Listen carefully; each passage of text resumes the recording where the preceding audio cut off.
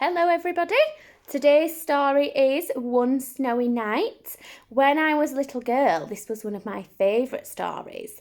And if your grown-up has a look on YouTube, you should be able to find this story as a video that you can watch. But I've read it as well on this video so that you can listen to the story as well. So this is One Snowy Night, and it's one of the Percy and the Park Keeper stories. It's cold in the park in winter, but Percy the park keeper doesn't mind. He puts on his warm coat and his big scarf and wears 2 pairs of woolly socks inside his Wellington boots. Percy likes to be out in the fresh air. In the middle of the park, there is a little hut. This is where Percy lives. When it gets too cold to be outside, Percy goes into his hut where it's cosy and warm.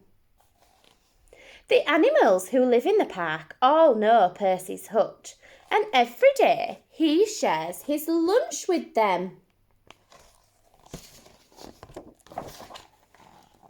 One winter's night, it was so cold it began to snow.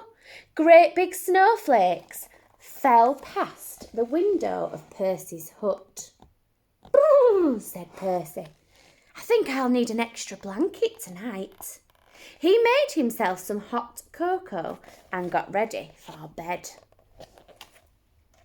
Suddenly, Percy heard a tapping sound.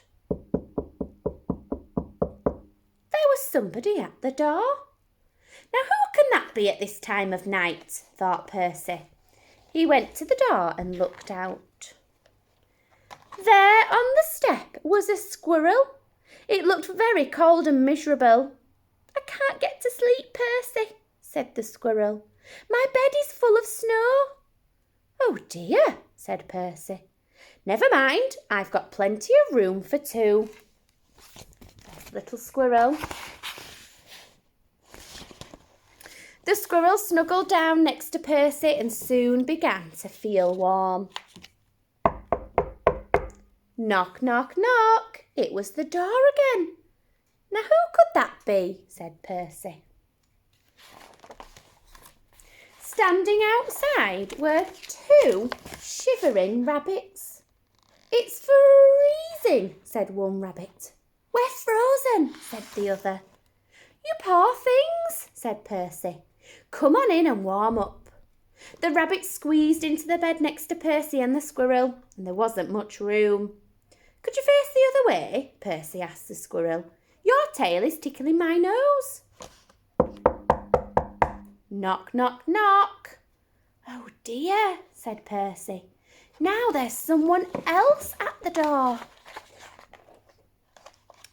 It was a fox. He looked very cold and hungry. "Can I come in too?" he said.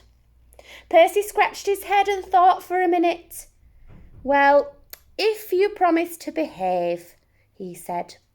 "I promise," said the fox, and he squeezed into bed next to all the other animals. Boop! Oops! The squirrel fell out. "Who did that?" asked the squirrel crossly. Knock, knock, knock, knock, knock. "Good gracious," said Percy. "It's the door again." This time Percy had quite a surprise. There on the step was a badger, 2 ducks, a hedgehog and a whole family of mice. They all wanted a bed for the night. Poor old Percy, and poor old Percy's bed. The animals pushed and shoved and rolled around the bed, but there was just not enough room for them all. Soon the bed covers ended up in a big, tight ball. Then, bump! The covers rolled right off the bed and everybody fell onto the floor. "Oh dear," said Percy. "This won't do at all. My bed is just too small." Suddenly, one of the mice pricked up his ears. "What's that noise?" he squeaked. Everyone listened hard. Now they could all hear it. There was a scratching, scraping sound. It seems to be coming from underneath them. There's something moving underneath the floor, said Percy. The animals looked frightened, and the mice all started to squeak at once.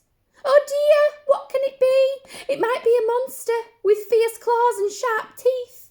The noise grew louder and louder. Then one of the floorboards began to move. Look out, it's coming up through the floor. Suddenly there was a loud creak. Help, cried the animals, and they all ran to hide. But Percy wasn't frightened. He started to chuckle. Then he laughed out loud. A small dark head was sticking up through the floorboards. This isn't a monster, said Percy. It's a mole. I'm sorry to burst in like this, said the mole. I knocked on the door, but nobody heard me. Percy helped the mole up through the hole in the floor, sat him on his hot water bottle to get warm, and put the floorboard back.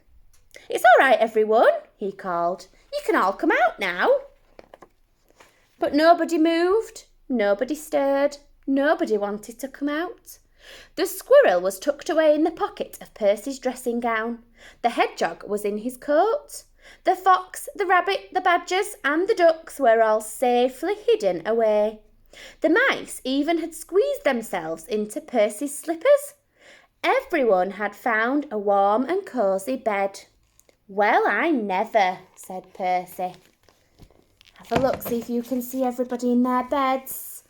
It's there and there. And some more hiding. There's Fox. Percy yawned and snuggled down into his own bed once again. That's better. Now I've got plenty of room, he said, and a little spare room for the